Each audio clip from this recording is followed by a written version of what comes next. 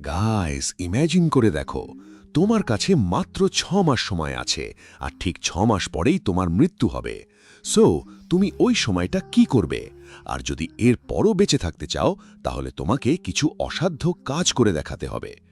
তো এখন তোমরা এই জায়গায় কি করবে? হাল ছেড়ে দেবে নাকি চেষ্টা করে দেখবে? এটা আমাকে কমেন্টে জানাতে ভুলবে না। সো ওকে, আর বেশি বকবক না করে গল্পটা শুরু করা যাক। এই গল্প আমাদের হিরো চেনপিংয়ের, যার বেঁচে থাকার জন্য মাত্র 6 মাস সময় বাকি ছিল। 6 মাস পর সে মারা যাওয়ার কথা ছিল। কিন্তু যদি চেনপিং বেঁচে থাকতে চায়, তাহলে তাকে কাল্টিভেশন করে হেভেনকে সারপাস করতে হবে, একটা পথ যেটা বিপদে ভরা। কিন্তু চেনপিংয়ের ভেতনে ছিল অসংখ্য মিস্ট্রি, যা তার এই কাল্টিভেশন যাত্রাকে আরও বেশি আকর্ষণীয় করে তোলে। চলুন চেনপিংয়ের ইউজলেস থেকে হেভেনলি গ্র্যান্ডমাস্টার হওয়ার যাত্রা আজ থেকেই শুরু করি। গল্পের শুরুতেই আমরা দেখি এক ওয়ারিয়র, যে বলছে যতক্ষণ চেনপিং বেঁচে আছে ততক্ষণ তোমরা এক পাও সামনে বাড়াতে পারবে না। সে একা দাঁড়িয়ে আছে এক প্রাচীন দেওয়ালের ওপর বিশাল ডিমান আর্মির মুখোমুখি।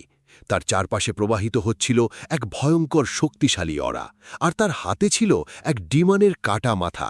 এরপর সে সেই মনস্টারের মাথাটা নিচে ছুঁড়ে ফেলে দেয়, যেটা দেখে ডিমন আর্মি প্রচণ্ডভাবে ক্ষিপ্ত হয়ে ওঠে। লাখ লাখ ডিমন একসাথে সেই একা ওয়ারিয়রের দিকে ঝাঁপিয়ে পড়ে। ঠিক তখনই সেই ওয়ারিয়র তার সোর্ডকে আহ্বান করে, আর তার সামান হতেই মুহূর্তের মধ্যে হাজার হাজার সোর্ডস মুক্তি পায়, যেন সেখানে তলোয়ারের এক ঝড় নেমে এসেছে। লাল অরাতে মোড়ানো সেই সোর্ডস মুহূর্তের মধ্যে ডিমন আর্মিকে সম্পূর্ণ ধ্বংস করে দেয়। আর শেষবারের মতো আমরা দেখি সেই ওয়ারিয়রের চোখ। সেই চোখ দেখে সহজেই বোঝা যায় এটাই আমাদের হিরো চেনপিংয়ের ফিউচার ফর্ম। এরপর আমাদের দেখানো হয় এই যুদ্ধের আগের গল্প, যেখানে আমরা দেখি আমাদের হিরো চেনপিংকে। সে প্রার্থনা করছে, নিজের বাড়িকে আশীর্বাদ দিচ্ছে। সে তার পেরেন্টসের মেমোরিয়াল ট্যাবলেটের সামনে হাঁটু গেড়ে বসছে, একটা শান্তিপূর্ণ বিশ্বের জন্য ব্লেসিং চাইছে। তারপর সে রুম থেকে বেরিয়ে এসে চাঁদের দিকে তাকিয়ে থাকে। ঠিক তখনই তার প্রতিবেশী সোং জিনশান তার দিকে পাথর ছুঁড়তে শুরু করে। সে বলছিল, চেনপিং, আমি আর আমার সার্ভেন্ট জি গই আগামী মাসে এই টাউন ছেড়ে চলে যাব। চেনপিং উত্তর দেয়, ঠিক আছে ভাই, সাবধানে যেও। এরপর সে কাঠ তুলতে থাকে রান্না করার জন্য। তখন সোং জিনশান বলে, আমার চলে যাওয়ার পর আমার বাড়িতে চুরি করার কথাও ভাববে না। সে আসলে চেনপিংকে উস্কানোর চেষ্টা করছিল, কিন্তু চেনপিং একেবারেই তার কথায় কান দেয় না। তাই বিরক্ত হয়ে সোং জিনশান বলে, তুমি সত্যি খুব বোরিং। গরিব লোকদের যতই অপমান করা হোক, তোমাদের মুখ থেকে একটা কথাও বেরোয় না। সোং জিনশান চলে যাওয়ার পর জি গই চেনপিংকে বলে, তুমি কি ওই পাথরগুলো আমাকে তুলে দিতে পারবে? এগুলো আমার খুব পছন্দ হয়েছে। চেনপিং কিছু পাথর তুলে তার হাতে দেয়। তখনই এক ছোট ছেলে সোং জিনশানের দরজায় ধাক্কা দিয়ে চিৎকার করে, সোং জিনশান, দেখো, তোমার সার্ভেন্ট আর আমার ভাই ফ্লার্ট করছে। আমি নিশ্চিত ওদের মধ্যে কিছু একটা চলছে। এটা শুনে সোং জিনশান বলে, কি আজে বাজে কথা বলছো? চেনপিং সার্ভেন্টের সাথে নয়, তোমার মায়ের সাথে। গত রাতেই আমি তাদের কথা বলতে দেখেছি। এইটা শুনে ছেলেটা বলে, আমার মাকে নিয়ে একটা কথাও বলো না, নাহলে আমি তোমার আসল বাবার কথা সবাইকে বলে দেব। সং জিনশান হেসে বলে, বাচ্চা, তুইও আমারই রক্ত। যাই হোক, আজ তোকে মাফ করে দিলাম, কারণ আজ তোর বাবার মুড খুব ভালো। তাদের কথা শুনে জিগই হেসে ফেলে। তখন ছেলেটা বলে, জিগই, আমার ভাই চেনপিংয়ের পিছু ছাড়ো। তোমার তো শিহানকে অ্যাটেনশন দেওয়া উচিত। পুরো ভিলেজ জানে শিহান তোমাকে কতটা পছন্দ করে। সে তো তোমাকে এমনভাবে দেখে যেন গিলে ফেলবে। শিহানের নাম শুনে জিগই রাগে সেখান থেকে চলে যায়। আসলে ওই ছেলেটার নাম ছিল জিশান। সে চেনপিংকে একটা বাকেট দেখিয়ে বলে, দেখো, তুমি আমাকে যে ফিশ দিয়েছিলে সেটা খুব দ্রুত বড় হয়ে যাচ্ছে। চেনপিং দেখে সত্যি সেই গোল্ডেন ফিশ অনেক বড় হয়ে গেছে। এরপর জিশান তাকে ডিনারে আমন্ত্রণ জানায়, কিন্তু চেনপিং না করে দেয়। সে বলে, আগামীকাল আমাকে চিঠি বিলি করার কাজ দেওয়া হয়েছে, তাই আমি তাড়াতাড়ি ঘুমোতে যাব। এই মাছটাও তুমি রেখে দাও। তখন জিশান বলে, ভাই, আমার মা বলছিল কাল সকালে আমাদের টাউনে কিছু আউটসাইডার আসবে, কিন্তু আমি বুঝতে পারছি না, আমাদের গ্রামের ড্র্যাগন ফার্নেস তো অনেক আগেই বন্ধ হয়ে গেছে। তাহলে তারা এখানে কেন আসছে? মা বলছে তারা ইমর্টালস, আর তাদের কাছে অনেক টাকা আছে। আমরা তাদের কাছ থেকে অনেক কিছু শিখতে পারব। কিন্তু সত্যি বলতে আমার তা একদমই মনে হয় না। চেনপিং হেসে বলে, তুমি ছোট হলেও তোমার কথা বড়দের মতো। এরপর আমরা দেখি পরের দিনের দৃশ্য। চেনপিং পৌঁছে গেছে টাউনের গেটের কাছে। সে দেখে সেখানে অনেক ফরেনার্স এসে গেছে, যাদের কথা জিশান বলেছিল। তারা সবাই আলাদা আলাদা রিজন থেকে এসেছে কোনো বিশেষ অপরচুনিটির খোঁজে। তাদের উদ্দেশ্য আমরা গল্পে পরে জানব। গেটকিপার তাদের থেকে কয়েন্স চাইছিল, তবেই তারা ভিতরে ঢুকতে পারবে। তারা বড় মূল্য দিয়ে ভিতরে ঢোকে, যেটা প্রমাণ করে এই টাউন মোটেও সাধারণ নয়। এখানে নিশ্চয়ই কোনো বড় সিক্রেট লুকিয়ে আছে। তারা চেনপিংকে দেখে নিজেদের ভাষায় তাকে অপমান করতে থাকে। তখন গেটকিপার মজা করে বলে, ভাই, তারা তোমার সুন্দর চেহারার প্রশংসা করছিল। চেনপিং বলে, তুমি কি আমাকে বোকা ভাবছ? তারা স্পষ্টই আমাকে গালি দিচ্ছিল। এটা শুনে লোকটা জোরে হেসে ওঠে। তারপর সে চেনপিংকে কিছু লেটার্স দেয়, যেগুলো তাকে পুরো টাউনে ডিস্ট্রিবিউট করতে হবে। এর বদলে সে পায় মাত্র 5টা কয়েন্স, যা এই কাজের তুলনায় খুবই কম। এরপর আমাদের বলা হয় এক প্রাচীন গল্প। প্রায় 3000 বছর আগে এক গ্রেট ইমর্টাল তার ডিভাইন পাওয়ার্স ব্যবহার করে এক বিশেষ সর্ট তৈরি করেছিল। সেই সর্ট ছিল পৃথিবীর সবচেয়ে ভয়ঙ্কর অস্ত্র, কিন্তু তবুও সে গোল্ডেন ড্র্যাগনকে হারাতে পারেনি। এই গল্প বলছিল এক বৃদ্ধ জিমাও, যে ওই আউটসাইডার গ্রুপের একজন। সে বলছিল হাজার হাজার বছর ধরে ইমমর্টাল আর গোল্ডেন ড্র্যাগনের মধ্যে যুদ্ধ চলেছিল, কিন্তু আমি শুধু তাদের শেষ যুদ্ধের কথাই বলবো। সেই গোল্ডেন ড্র্যাগন এত বিশাল ছিল যে সে যখন উড়ত তখন তার শরীর সূর্য আর চাঁদের আলো ঢেকে দিতে পারত। সেই শক্তিশালী ড্র্যাগনের সামনে ইমমর্টাল দুর্বল হয়ে পড়ে, কিন্তু তারপর সে এক ভয়ঙ্কর আক্রমণ চালায়। সে বারবার আক্রমণ করতে থাকে, যতক্ষণ না ড্র্যাগন গুরুতরভাবে আহত হয়। আমি নিজেকে দোষ দিই, কেন আমি এত দেরিতে জন্মেছি। যদি 3000 বছর আগে জন্মাতাম তাহলে হয়তো নিজের চোখেই যুদ্ধ দেখতে পারতাম। তখন জিসান বলে, এই সব বাজে কথা বাদ দাও, তাড়াতাড়ি বলো, ড্র্যাগন মারা গিয়েছিল নাকি বেঁচে ছিল? সবাই একই প্রশ্ন করতে থাকে। তখন জিমাও বলে, ড্র্যাগন মারা গিয়েছিল, কিন্তু সে সরাসরি আমাদের দুনিয়ায় এসে পড়েছিল। মারা যাওয়ার আগে সে 5 এলিমেন্ট ড্র্যাগনসের জন্ম দেয়। সেই ড্র্যাগনের পাওয়ার্স কাল্টিভেটার্সদের গ্রেট পাথে এগিয়ে যেতে সাহায্য করতে পারে। আর 5 জন কাল্টিভেটার্স এই ড্র্যাগনের ব্লেসিং পেয়েছিল, কিন্তু তারা কারা আমি জানি না। হয়তো তারা আমাদের আশেপাশেই আছে। যদি তাদের চিনতে চাও তাহলে পরের বার আবার গল্প শুনতে আসবে। এটা শুনে সবাই বিরক্ত হয়ে চলে যায়, কিন্তু জিসান এখনও সেখানে দাঁড়িয়ে থাকে। সে বলে, আমি পরের বার পর্যন্ত অপেক্ষা করতে পারবো না, দয়া করে বলো এরপর কি হয়েছিল। তখন জিমাও বলে, আমি তো শুনেছিলাম এই টাউনে। সে বলছিল, এই টাউনে একটা এনশিয়েন্ট ওয়েল আছে। যদি তুমি আমাকে সেখানে নিয়ে যাও তাহলে আমি অবশ্যই তোমাকে পরের গল্পটা শোনাতে পারবো। কিন্তু জিসানের তো এতে একটুও বিশ্বাস হচ্ছিল না। তখন জিমাও তাকে বলে, বাচ্চা, আমার এই বলে মিস্ট্রিগুলো দেখা যায়, আমাকে সেখানে চলো, আমি তোমাকে কিছু স্পেশাল দেখাবো। অন্যদিকে চেনপিং টাউনের মানুষদের লেটার বিলি করতে করতে স্কুলে পৌঁছে যায়, যেখানে মিস্টার জিসান বাচ্চাদের অ্যাটিটিউড সম্পর্কে শেখাচ্ছিলেন। তিনি বলছিলেন, মানুষ শক্তিশালী হোক বা দুর্বল, তার মধ্যে অ্যাটিটিউড থাকা খুবই জরুরি, তবেই সমাজে সে সম্মান পায়। এরপর তিনি চেনপিংয়ের কাছে আসেন। চেনপিং তাকে লেটার দিতে এসেছিল। তিনি বলেন, চেনপিং, যদি কখনো ফ্রি থাকো এখানে আসতে পারো। কিন্তু চেনপিং কোনো উত্তর দেয় না।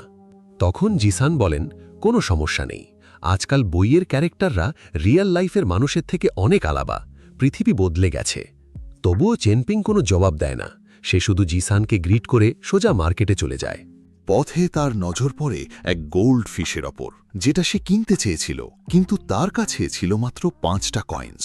দোকানদার তার খারাপ অবস্থা দেখে তাকে ফিশ দিতে রাজি হয়ে যায়। ঠিক তখনই গাও জুন তার সার্ভেন্ট নিয়ে সেখানে এসে হাজির হয়। সে বেশি দাম দিয়ে সেই ফিশ কিনে নেয়, তাই চেনপিং চুপচাপ সেখান থেকে চলে যেতে থাকে। তখন গাও জুন তাকে কিছু কয়েন্স দিয়ে বলে, বাচ্চা, তুমি এই ফিশ আগে কিনতে চেয়েছিলে, তাই এটা তোমার রিওয়ার্ড। চেনপিং টাকা নিতে চায়নি, কিন্তু তার কাছে আর কোনো অপশনও ছিল না। অন্যদিকে তারা সেই ফিশ কিনে খুব খুশি ছিল।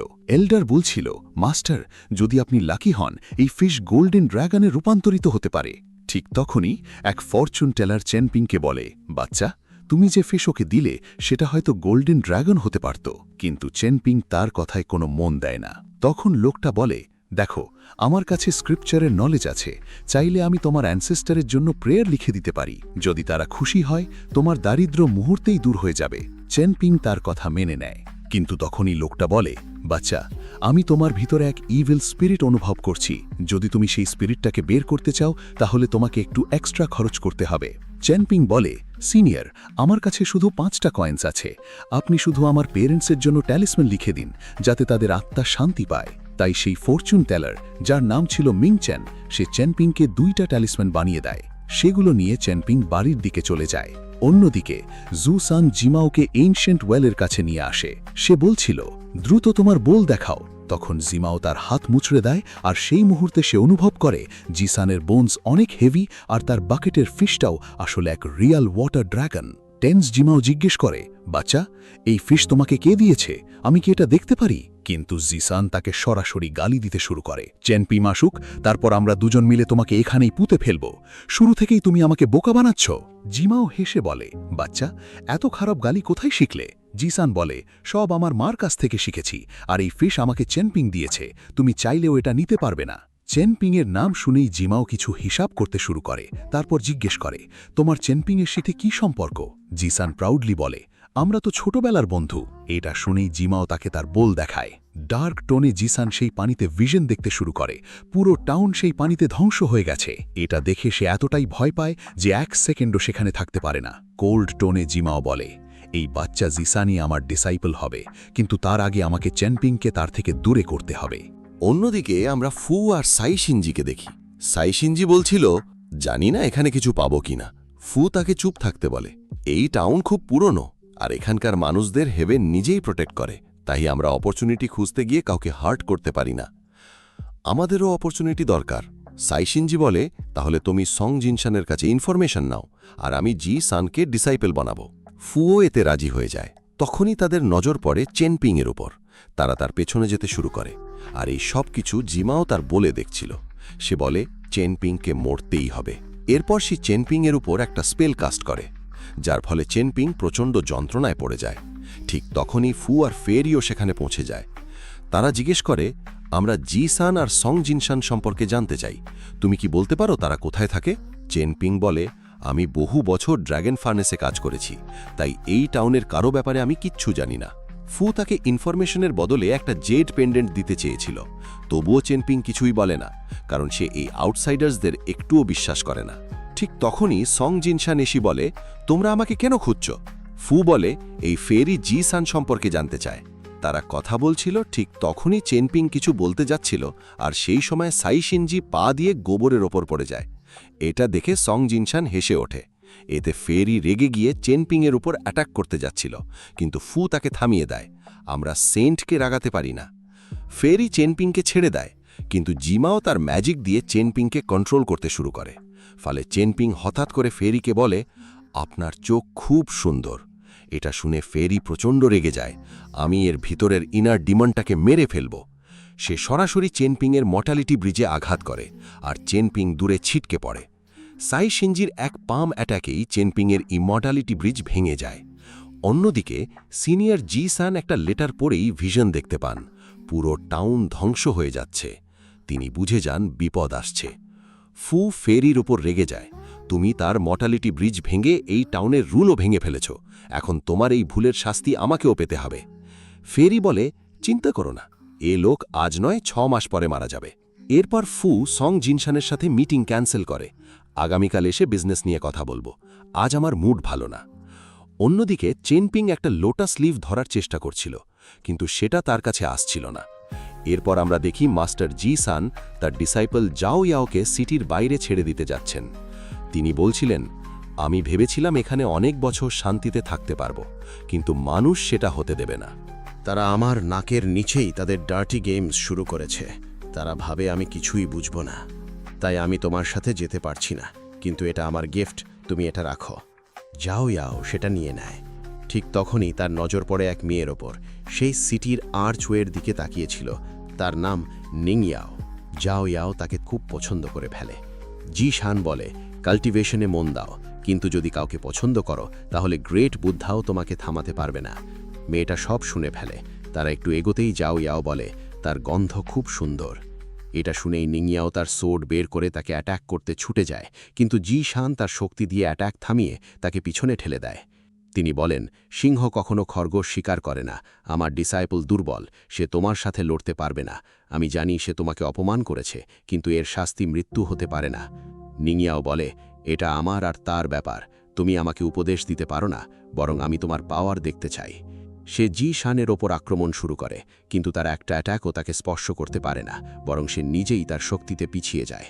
জি শান বলে, আর্ট অফ ওয়ারে স্পিড সবচেয়ে গুরুত্বপূর্ণ। নিংয়াও স্পিড বাড়িয়ে আবার অ্যাটাক করে, কিন্তু জি শান একটুও নড়ে না, তবুও সে ওভার পাওয়ার হয়ে যায়। নিংয়াও তার ফ্লাইং সোর্ড ব্যবহার করে, কিন্তু জি শান মাল্টিপল ফর্মস তৈরি করে তাকে বিভ্রান্ত করে। নিংয়াও একের পর এক অ্যাটাক করে, বিশাল টর্নেডো তৈরি করে। সে ভাবে এবার সে জিতেছে, কিন্তু জি শান ঠিক আগের মতোই দাঁড়িয়ে থাকে। নিংয়াও তার আল্টিমেট পাওয়ার অ্যাক্টিভেট করে, কিন্তু জি শান ইতিমধ্যেই তার পাশে এসে দাঁড়িয়েছে। সে জিজ্ঞেস করে, তোমাকে সোর্ডসম্যানশিপ কে শিখিয়েছে? ঠিক তখনই তার ফ্লাইং সোর্ড কাছে আসে। জি শান শুধু বলে, পিছিয়ে যাও। আর সাথে সাথে সোর্ড আর নিংয়াও দুজনেই পিছিয়ে যায়। সোর্ড গিয়ে গাছের মধ্যে আটকে যায়।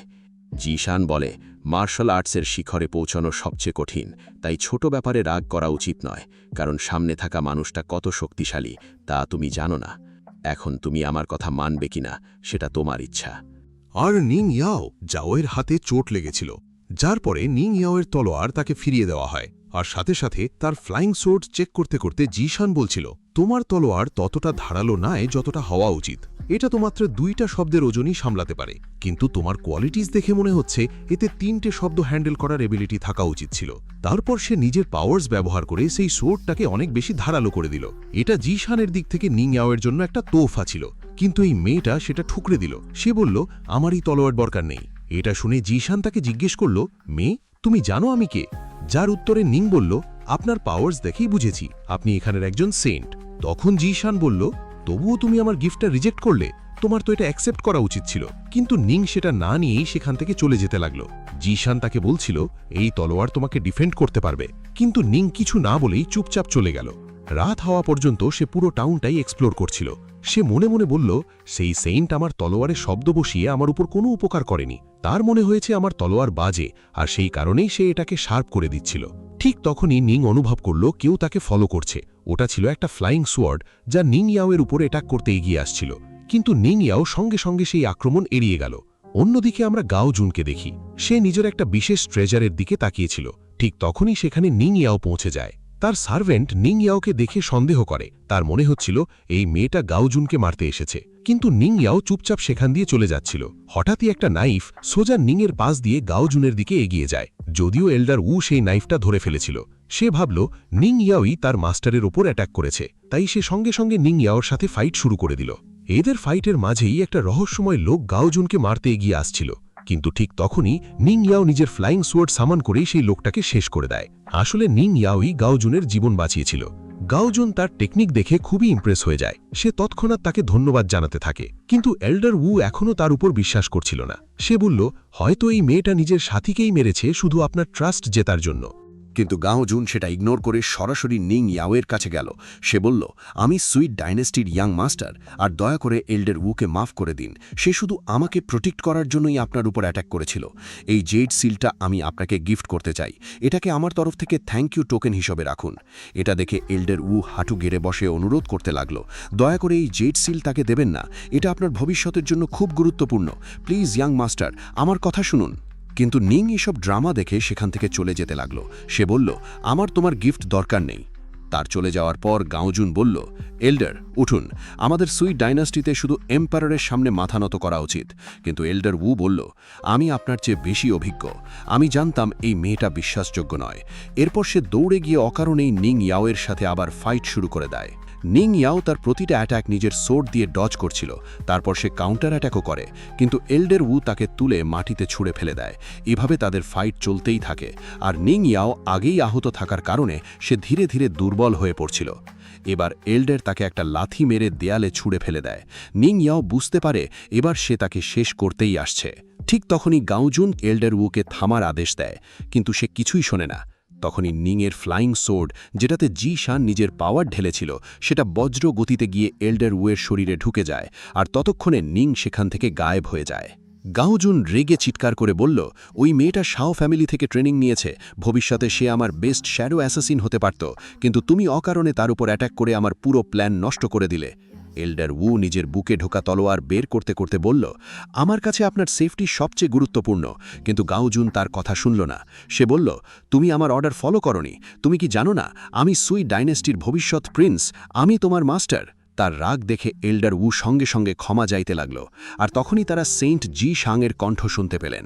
তিনি বললেন, তোমার তো অকারণে ফাইট করতে বেশ মজা লাগে, তাহলে আমার সাথেও 2-1 হাত হয়ে যাক। এটা শুনে এল্ডার উ তৎক্ষণাৎ ক্ষমা চাইল, আর গাওজুন তাকে তাদের ডাইনেস্টির স্টেট মিনিস্টারের পোস্ট অফার করল। কিন্তু সেন্ট জি শান বলল, এখানে যা হয়েছে তাতে তোমার কোনো দোষ নেই, তাই তোমাকে বাঁচিয়ে দিচ্ছি। কিন্তু ভবিষ্যতে আমার শহরে কোনো গোলমাল করো না, না হলে তোমার কবর এখানেই খুঁড়ে দেওয়া হবে। চেনপিং তখন নিজের অতীত দেখছিল, যেখানে তার বাবা তাকে তার মায়ের দায়িত্ব দিয়ে শহর ছেড়ে চলে গিয়েছিল। তখন থেকেই তার জীবনে শুধু দুঃখ ছিল। ছোটবেলা থেকেই তাকে কষ্ট দেওয়া হয়েছে। তখনই সে তার মায়ের কণ্ঠ শুনে চোখ খুলে ফেলে। ঠিক তখনই জিসান হোঁচট খেতে খেতে তার কাছে আসে। সে বলল, প্লিজ আমাকে বাঁচাও, তার কাছে একটা ম্যাজিক্যাল বল আছে। সে আমার সামনে সেখান থেকে অনেক পানি বের করে আমাদের টাউনে ছেড়ে দিয়েছে। মনে হচ্ছিল পুরো গ্রামটাই ডুবে যাবে। চেনপিং বুঝতে পারে সে সেই স্টোরি টেলারের কথাই বলছে। জিসান বলল, প্লিজ আমাকে বাঁচাও, সে আমাকে নিজের ডিসাইপল বানাতে চায়। তখন চেনপিং বলল, ঠিক আছে, আমি তার সাথে কথা বলবো। অন্যদিকে জিমা ইতিমধ্যেই জিসানের বাড়িতে পৌঁছে গেছে। সে বলছিল, জিসান আমার ডিসাইপল, যদি সাহস থাকে তাহলে আমার সাথে ফাইট করে তাকে নিয়ে যাও। তখন অন্যজন বলল, আমার ক্ল্যান এত সহজে হার মানে না, চাইলে আমি তোমাকে প্রেশাস ফ্রেজার দিতে পারি, কিন্তু তার জন্য জিসানকে ছাড়তে হবে। এটা শুনে জিমা রেগে যায়। সে নিজের ম্যাজিক্যাল বল ব্যবহার করে তাকে এক রেড সিতে আটকে দেয়, যেখানে অনেক সাপ তাকে আক্রমণ করতে এগিয়ে আসছিল। সে সঙ্গে সঙ্গে নিজের পাওয়ার্স অ্যাক্টিভেট করে গোল্ডেন স্ক্রল সামন করে, কিন্তু তার কোনো প্রভাব পড়ে না। এরপর সাপগুলো তাকে জড়িয়ে ধরে। সে ভয়ে কাঁপতে থাকে।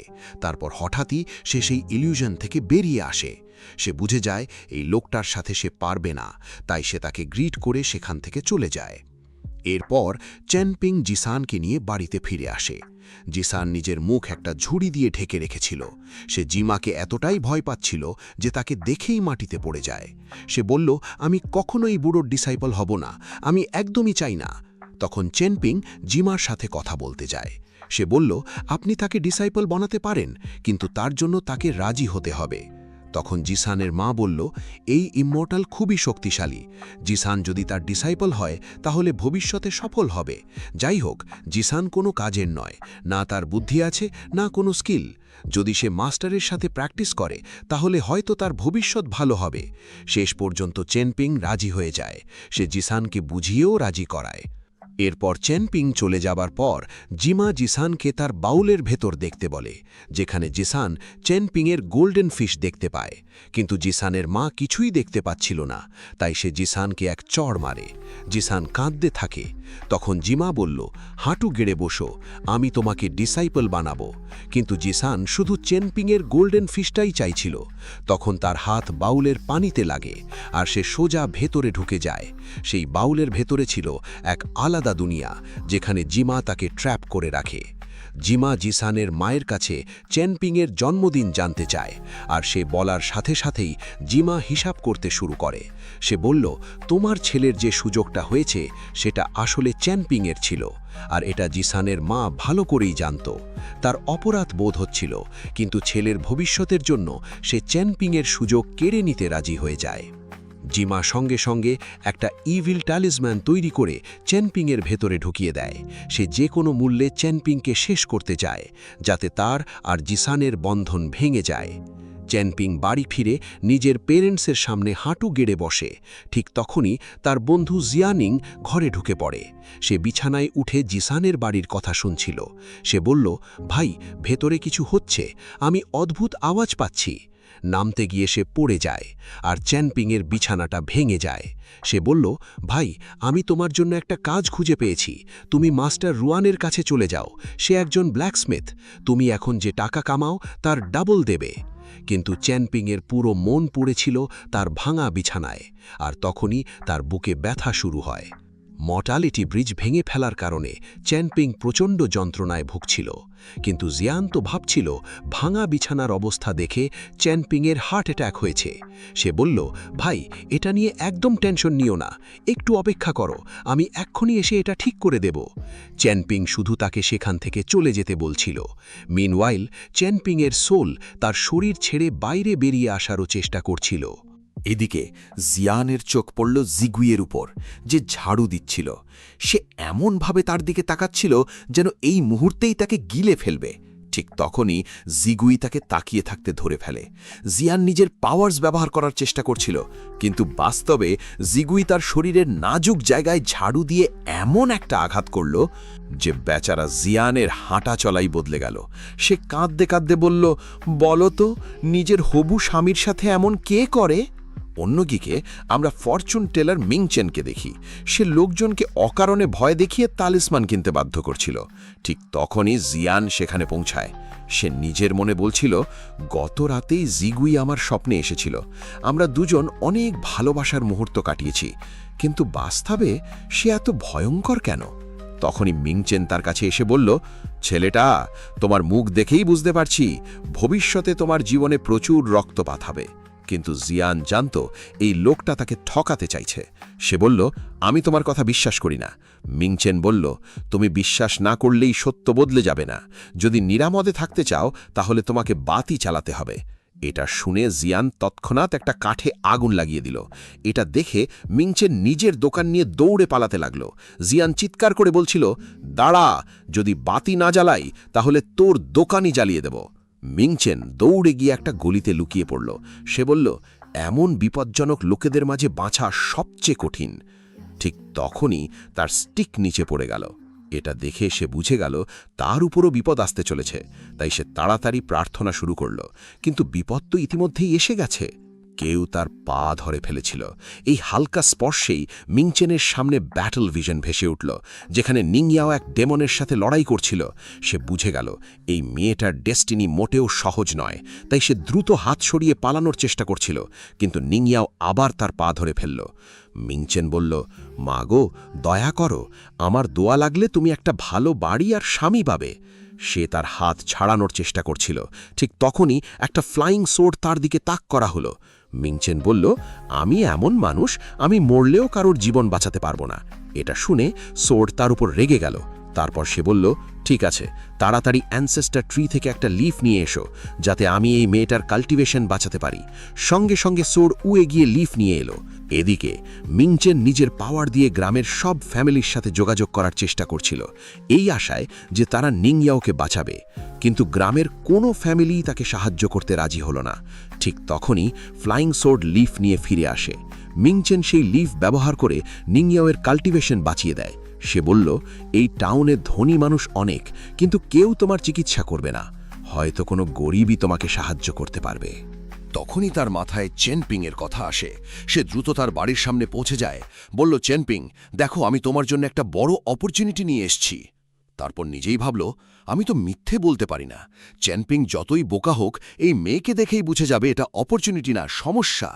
ঠিক তখনই চেনপিং দরজা খুলে দিল। মিংচেন নিংয়াওকে নিয়ে ভেতরে ঢুকতে গেলে তার ফ্লাইং সোয়ার্ড তাকে হুমকি দিতে লাগল। চেনপিং এই সোয়ার্ড দেখে ভয়ে কেঁপে উঠল। সোয়ার্ড মাথা নেড়ে ইশারায় জানাচ্ছিল তার মাস্টার এখানে থাকবে না। মিংচেন তাকে বোঝালো, বাইরে ঠান্ডায় মরার থেকে ভালো তার চিকিৎসা করা হোক। অবশেষে সোয়ার্ড রাজি হয়ে গেল।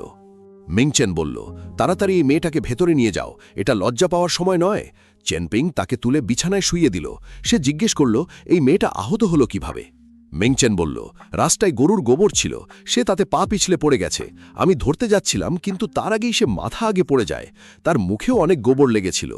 এসব আজে বাজে কথা শুনে ফ্লাইং সোয়ার্ড তাকে রাগে তাকাতে লাগল। তাই মিংচেন চুপ হয়ে গেল। চেনপিং জিজ্ঞেস করল, এখন কিভাবে তাকে সাহায্য করব? মিংচেন বলল, প্রথমে তার কাপড় বদলাতে হবে, তারপর কিছু হার্বস নিয়ে আসো। অকওয়ার্ড টোনে চেনপিং বলল, আমি যদি তার কাপড় বদলাই, জ্ঞান ফেরার পর সে আমাকেই মেরে ফেলবে। আমি জিকুইকে ডেকে আনি।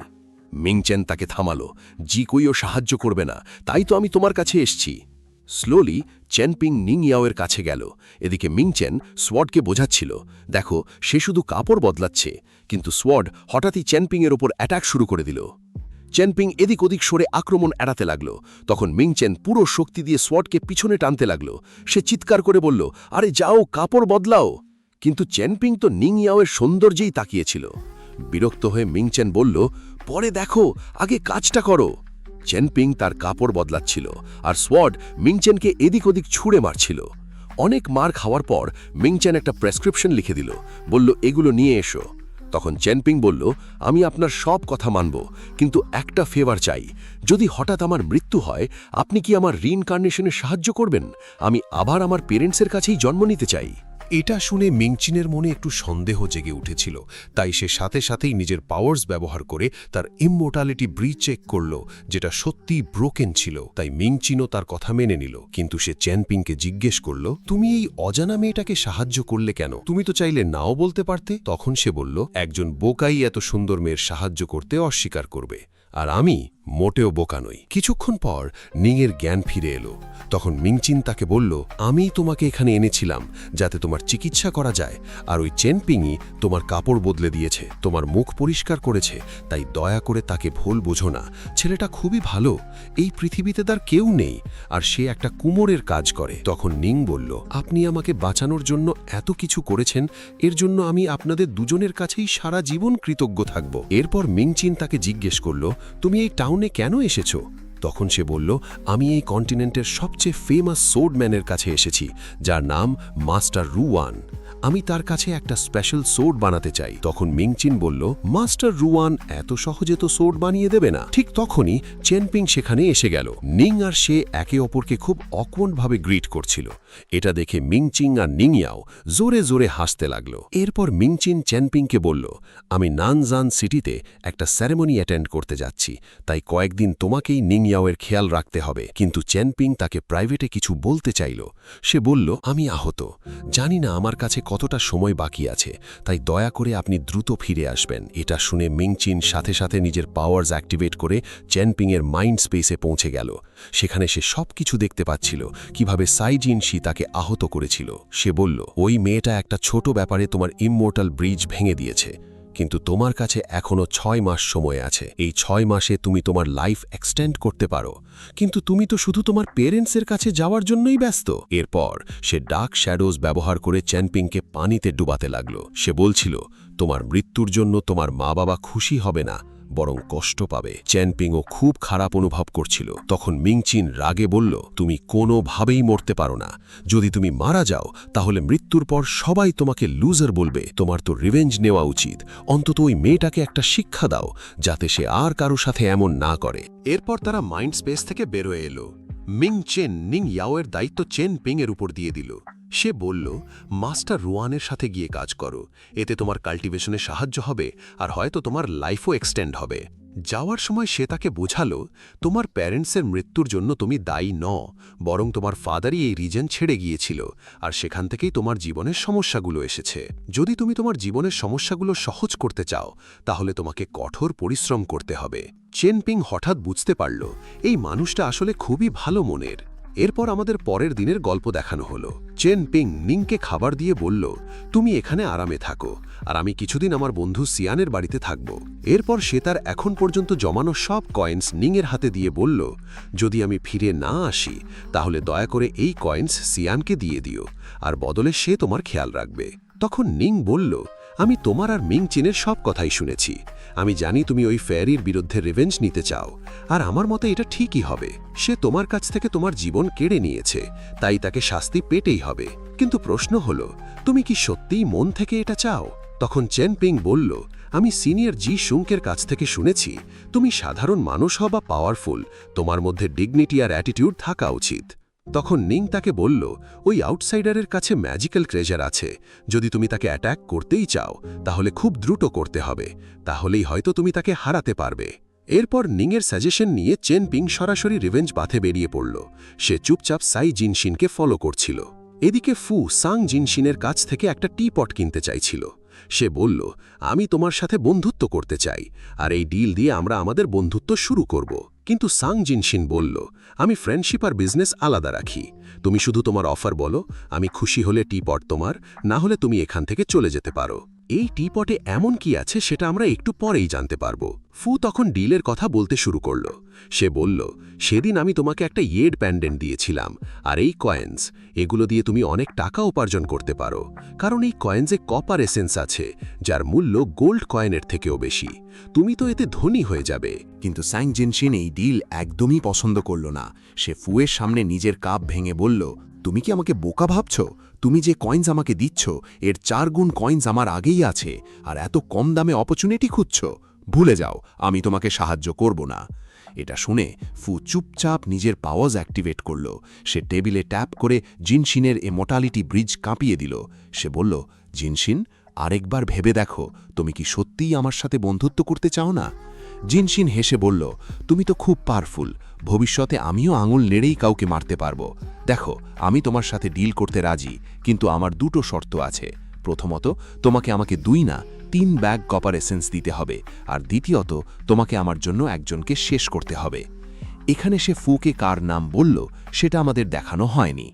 এদিকে জিগো এই চ্যানপিংয়ের বাড়িতে চলে এলো।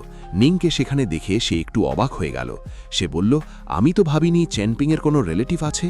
তখন নিং বলল, আগে তার কেউ ছিল না, কিন্তু এখন আমিই তার রিলেটিভ, আর আমাকে এখানে কাল্টিভেশন করতে হবে, তাই তুমি এখান থেকে চলে যাও। কিন্তু জিগোই তার কথায় বেশি গুরুত্ব দিল না। সে বলল, চ্যানপিং খুব ভালো ছেলে, কিন্তু একটা ছোট ব্যাপারে ওই ফেরি তাকে অ্যাট্যাক করেছে। আমি শুনেছি সে ওই ফেরিকে মারতে গেছে। তখন নিং বলল, এটা চ্যানপিংয়ের ব্যাপার, এতে আমার ইন্টারফিয়ার করার দরকার নেই। জিগোই বুঝে গেল এই মেয়ের সাথে কথা বলার কোনো মানে নেই, তাই সে চুপচাপ চলে গেল। এদিকে ফু আর স্যাং জিনশিন শেষ পর্যন্ত ডিল করে ফেলেছে, কিন্তু সাই জিনশিকে সামনে দেখেই সে সাথে সাথে টিপট লুকিয়ে ফেলল, মানে সে এটা জানাতে চায় না। এদিকে সাই জিনশি খুব চিন্তিত ছিল। সে ফুকে বলল, জিমাও আমার সাথে যা করেছে সব, সে নেগোসিয়েশন করতে রাজি নয়। সে জিসানকে জোর করে নিজের ডিসাইপল বানিয়েছে, আর তার কাছে অদ্ভুত পাওয়ার আছে, তাই আমাকে পিছু হটতে হয়েছে। কিছুক্ষণ পর তারা দেখল জিমাও আরেকটা শক্তিশালী স্পেল তৈরি করেছে, যা এই টাউনের নিয়মের বিরুদ্ধে। সাই জিনশি বলল, জিমাও আমাকে মারতে চায়, কিন্তু সে এখনও পুরোপুরি সফল হয়নি। আমি ভয় পাচ্ছি, এই টাউনের বাইরে গেলেই সে আমাকে মেরে ফেলবে। তখন ফু বলল, আমরা এখানে অপরচুনিটি খুঁজতে এসেছি, তাই কারোর সাথে শত্রুতা করা ঠিক হবে না। তুমি ওই ছেলেটার ইমর্টালিটি ব্রিজ ভেঙে দিয়েছ। দিয়া বলল, আমার ভয় হচ্ছে সেই ছেলেটা তোমার উপর অ্যাটাক না করে বসে। যার উপর জাইজংসা বলে, ওই লোকটা এতটা পাওয়ারফুল না যে আমার উপর হামলা করতে পারবে। যদিও তার ফিজিক ভালো, কিন্তু কাল্টিভেশনের নাম করে সে একেবারে 0, তাই সে আমার কিছুই করতে পারবে না। আর তুমি ওর কথা আমার সামনে বলবে না? আমি তো ওর নাম শুনলেই ঘৃণা অনুভব করি। মিন টাইম সে ফুর সাথে ফ্লার্ট করছিল, কিন্তু ফু যখনই তাকে টাচ করতে যাচ্ছিল সে সঙ্গে সঙ্গে নিজের হাত সরিয়ে নিচ্ছিল।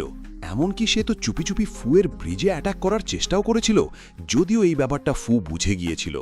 আসলে এই লোকগুলো ফুয়ের অপরচুনিটি ছিনিয়ে নেওয়ার ফাঁদে ছিল, তাই ফু ভাবল এখন তো এটাকে মেরে ফেলতেই হবে।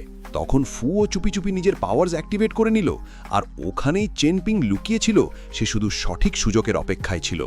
এইদিকে ফু যখনই জাইজেনশির উপর অ্যাট্যাক করতে যাচ্ছিল, ঠিক সেই মুহূর্তে চেনপিং মাটির ভাঙা পাত্রের একটা শার্প টুকরো নিয়ে সরাসরি জাইজেনশির গলায় আঘাত করে ফেলে। তার সেই কুল স্টাইল দেখে ওই দুজন লোক একদম স্তম্ভিত হয়ে গেল, আর সেই এক আঘাতেই জাইজেনশা মারা যায়। এইদিকে জিমাও যখনই এইসব জানতে পারল, সে ভীষণ চিন্তিত হয়ে পড়ল। তখন জিসানের মা তাকে জিজ্ঞেস করল, মর্টাল, আপনি ঠিক আছেন তো? সে বলতে লাগল, আমি চেনপিংকে শেষ করার জন্য একটা সিক্রেট টেকনিক ব্যবহার করে ডেথ উইশিং ট্যালিসম্যান তার মধ্যে ইমপ্লান্ট করেছিলাম, যাতে সে জাইজিনশির শত্রু হয়ে যায়। আমি ভেবেছিলাম জাইজিনশির চেনপিংকে মেরে ফেলবে, কিন্তু আমার চাল উল্টো হয়ে গেল। চেনপিং তো মারা যায়নি, বরং সে জাইজিনশির মতো পাওয়ারফুল কাল্টিভেটরকেই মেরে ফেলেছে। আমি চেয়েছিলাম চেনপিংয়ের সাথে সেই গোল্ডেন ড্র্যাগনের কানেকশন ভেঙে যাক, যাতে সেই ড্র্যাগন তোমার ছেলের হয়ে যায়, কিন্তু সেই সুযোগটাও আমার হাত থেকে চলে গেল। এটা শুনে জিসানের মা ভয়ে কাঁপতে লাগল। সে বলল, যাই হোক, আমার ছেলে তো আপনার ডিসাইপেল হয়েই গেছে, তাই প্লিজ আপনি চেনপিংকে মারবেন না। এটা শুনে জিমাও আরও রেগে গেল। সে বলল, তুমি কি খুব ভালো মানুষ যে আমাকে ভালো কথা শেখাতে এসেছো? আমার সাথে দেখা হওয়ার সাথে সাথেই তোমার মনে কিলিং ইন্টেন্ট জেগে উঠেছিল, তাই এসব বাজে কথা বন্ধ করো। এরপর আমাদের দেখানো হয় জিসানকে, যে ওই বলের দুনিয়ার মধ্যে ভেসেছিল। তখন সে জিমাওয়ের আওয়াজ শুনতে পেল।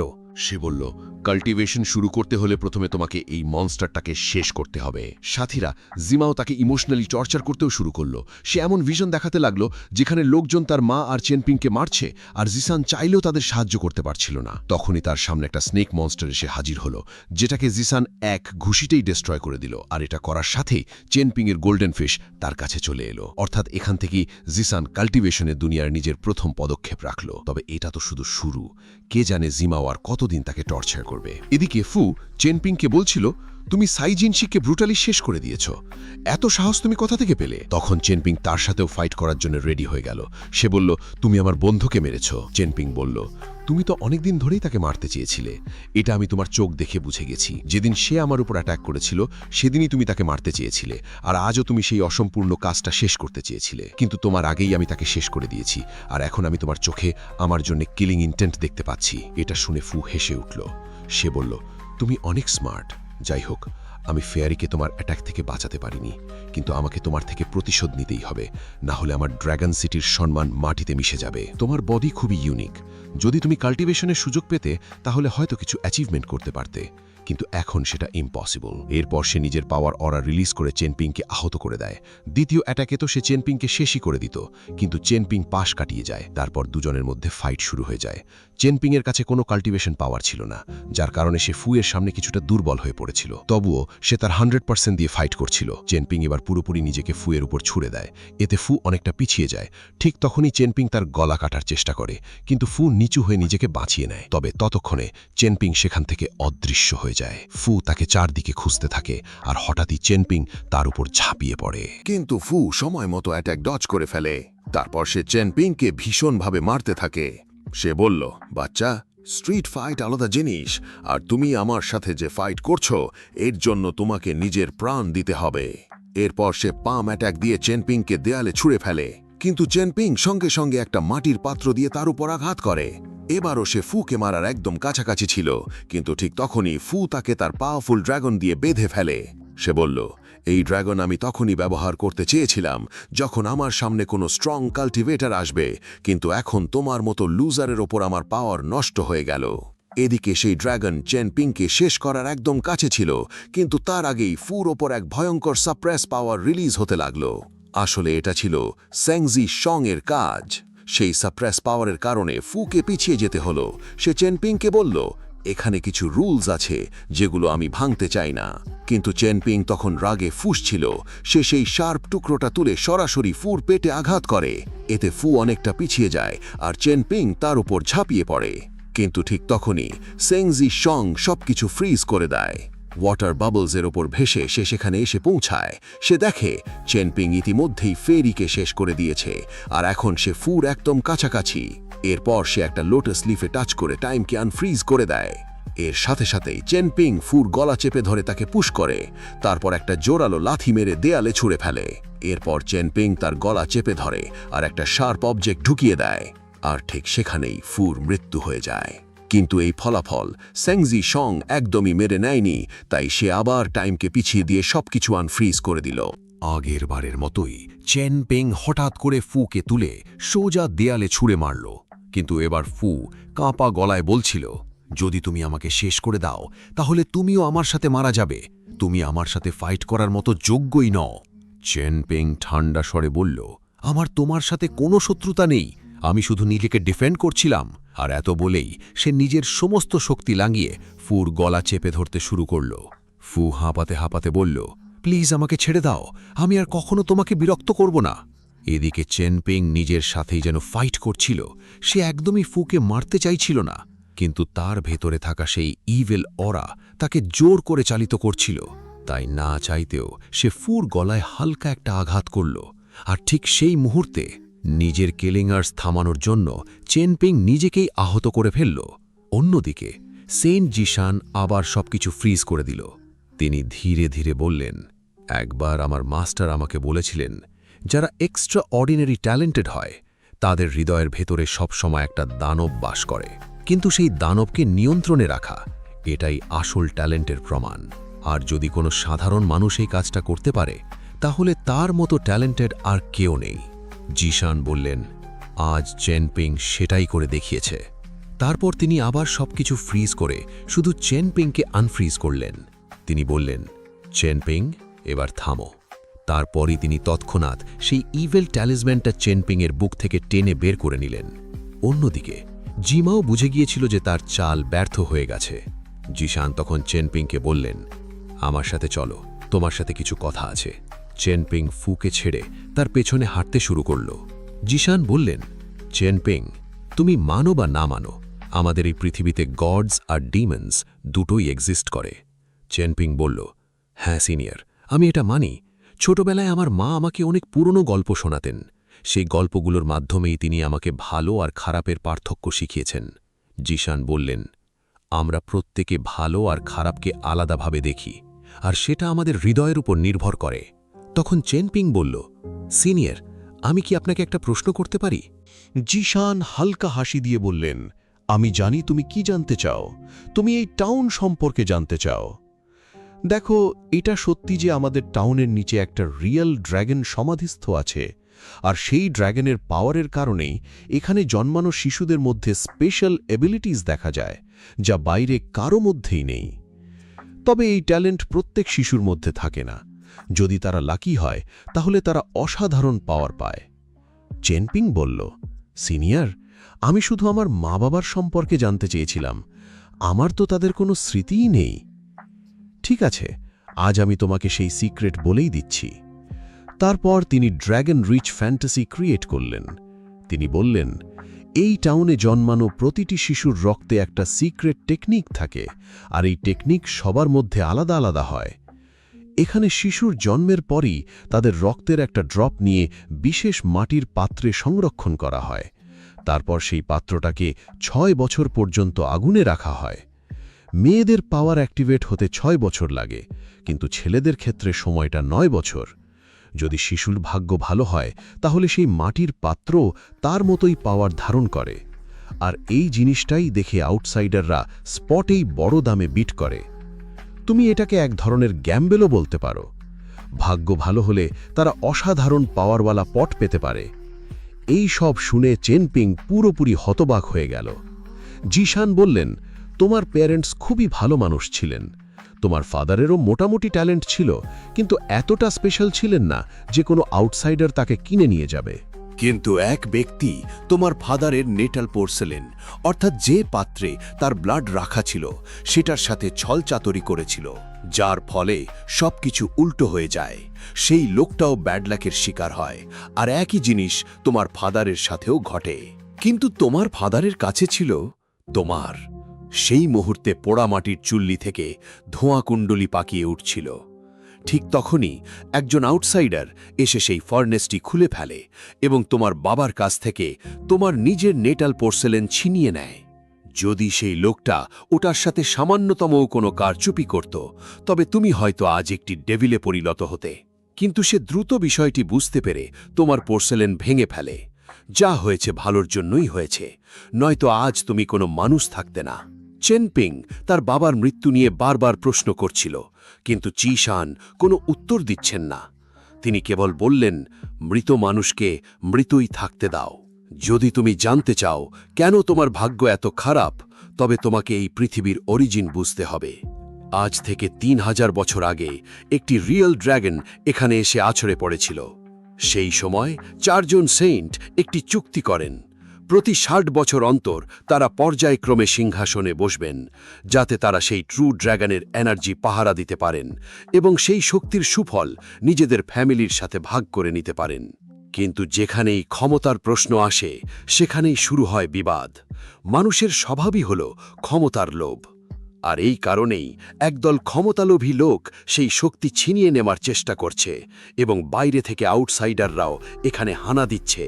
চেনপিং ক্ষোভের সাথে বলল, এই আউটসাইডারদের মনে কি দয়া নেই? তারা যখন খুশি যাকে খুশি আঘাত করতে পারে।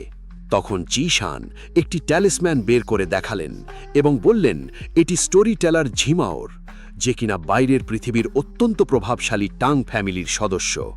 সেই তোমার প্রতি ফেরি কাই জিংশি এবং ফুয়ের মনে বিষ মিশিয়ে দিয়েছিল। সে চেয়েছিল তাদের হাত দিয়েই তোমাকে মেরে ফেলতে। এমনকি সে তোমার অবচেতন মনে ডেথ উইশিং ট্যালিসম্যান স্থাপন করেছিল, যার প্রভাবে তুমি কাইজিংশির ওপর আক্রমণ চালিয়েছিলে। হঠাৎ করেই আকাশ ফেটে ফাটল দেখা গেল। সেন্ট চিশান আতঙ্কিত হয়ে পড়লেন। তিনি বুঝলেন এই স্মল টাউন খুব শীঘ্রই কোল্যাপস করে যাবে এবং পরিস্থিতি আরও জটিল হয়ে উঠবে।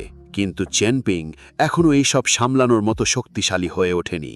ঠিক তখনই চেনপিং একটি ভীষণ দেখতে পেল। একজন নারী কুয়োর ভেতর পড়ে যাচ্ছেন। চেনপিং তাকে বাঁচাতে ঝাঁপিয়ে পড়ল, কিন্তু সেই নারী তাকে পানির নিচে টেনে নিয়ে যেতে শুরু করল।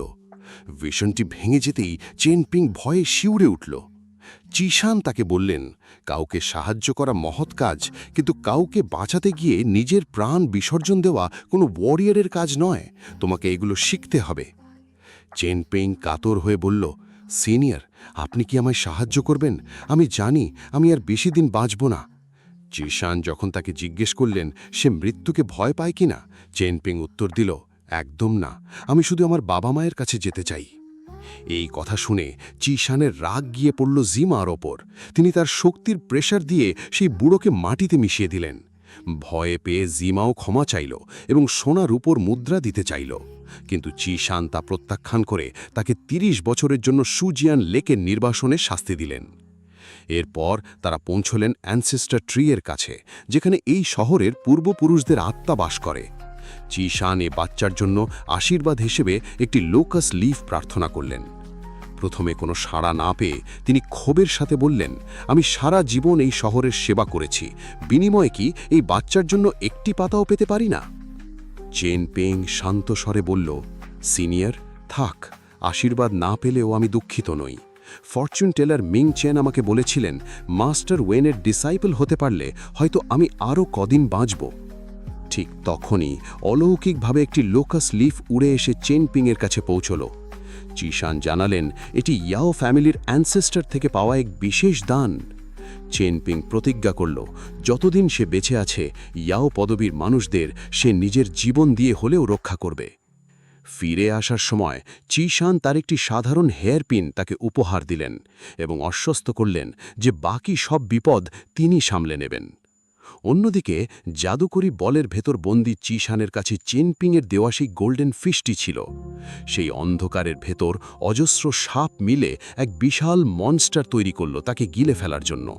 কিন্তু সেই মুহূর্তেই সেই সাধারণ গোল্ডেন ফিশ তার আসল রূপ ধারণ করে একটি বিশাল সিলভার ড্র্যাগনে রূপান্তরিত হয়ে আকাশ কাঁপিয়ে গর্জন করে উঠল। এভাবেই শেষ হল আজকের এই রহস্যময় অধ্যায়। গাইজ, আমি জানি আজকের ভিডিওটা অনেকটাই কনফিউজিং ছিল। আমি নিজেও এই সিরিজের খুব বেশি এপিসোড দেখিনি। মাত্র এই 7 এপিসোড দেখার পর কিছু কিছু বুঝতে পারছি। পুরোটা এখনও একদম ক্লিয়ার না, তবে সিরিজটা অনেক বেশি এক্সাইটিং, সেজন্যই আমি এক্সপ্লেন করার চেষ্টা করেছি। যদি তোমাদের ভালো লাগে তাহলে আমি পরে কন্টিনিউ করব, আর যদি না ভালো লাগে তাহলে এটা এখানেই রেখে দিব। আর ভিডিও কোয়ালিটি বা অন্য কোনো বিষয় নিয়ে যদি তোমাদের কোনো সমস্যা থাকে অবশ্যই আমাকে কমেন্টে জানাবে। দেখো, তোমরা যদি না বলো তাহলে আমি কিছুই বুঝতে পারবো না, তখন সমস্যাগুলোর সমাধানও দিতে পারবো না।